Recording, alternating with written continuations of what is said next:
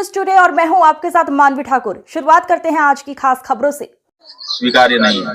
महाराज जी, अभी थोड़ी देर पहले आशुतोष ब्रह्मचारी पे हमला हुआ है, अज्ञात लोगों ने हमला ट्रेन पे किया है। ऐसा है कि जो अटेंडेंट है, जैसा कि हमको समाचार में बताया गया, वो कह रहा है कि बाथरूम में गए तब तक तो ठीक थे, बाथरूम से निकलने के बाद से इनका ये हाल हो गया। तो बाथरूम में जब गए तो ठीक थे, तो बाथरूम से निकलने के बाद उनको किसने मार दिया? ये बनावट है, केवल माहौल बनाने के लिए और सुरक्षा प्राप्त करने के लिए, इससे ज्यादा कुछ दिखाई नहीं दे रहा। और दूसरी बात है कि अगर भारत सरकार की रेल सुरक्षित नहीं रह गई, कोई यात्री किराया दे करके, चाहे वो आशुतोष ही क्यों ना हो, अगर वो यात्रा कर रहे हैं, ट्रेन में कर रहे हैं, तो कहाँ है जीआरपी, कहाँ है रेलवे का प्रशासन? कैसे किसी यात्री के ऊपर हमला हो जाता है?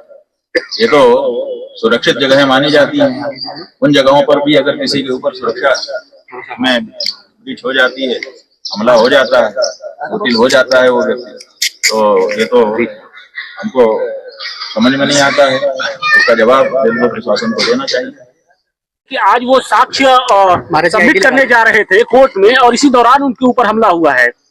ठीक है, हमने दो बात बताई।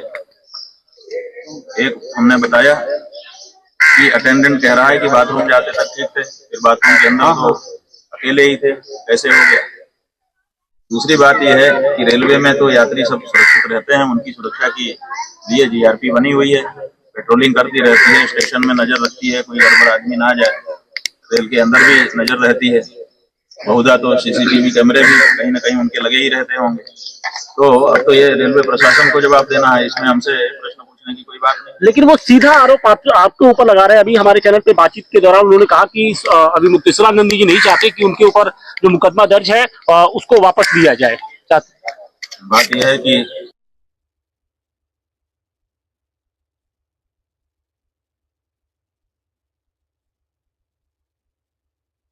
जांच ठीक से की जाए, निष्पक्ष रूप से, और दूध का दूध, पानी का पानी किया जाए। तो हम क्यों समस्या डालेंगे? जो व्यक्ति कार्यवाही का समर्थन करता हो, जो व्यक्ति ये रहता हो कि इस पर निर्णय कर लिया जाना चाहिए जांच करके, वो किसी पे हमला क्यों करेगा? और हम यहाँ पर यात्रा लेकर के निकले हुए हैं, वो कहाँ जा रहे हैं, कहाँ नहीं जा रहे हैं, वो क्या जानकारी है? तो ऐसे में हमारे ऊपर आरोप लगाने का मतलब केवल मीडिया का अटेंशन अपनी ओर खींच करके, जो हमारी ये यात्रा है जिसमें हिंदू समाज को नकली और असली हिंदू की पहचान होनी है, उस यात्रा से ध्यान भटकाने का है, इससे ज्यादा कुछ नहीं है। गजब की बात है, इस देश में शंकराचार्य के ऊपर निंदित आरोप लगाए जाते हैं और हिस्ट्री शीटर लगाते हैं। यहाँ पर पाताल, ऑपरेशन पाताल चलता है उत्तर प्रदेश में। ऑपरेशन पाताल का मतलब है कि जो भी अपराधी हों, तो अगर पाताल में भी छिपे हों तो उनको निकाल के लाया जाए। और यहाँ पर खुलेआम हिस्ट्री शीटर घूमते हैं और उनको पुलिस का संरक्षण मिलता है। तो ये जो बातें हैं, इनको भी ध्यान में रखने की आवश्यकता है।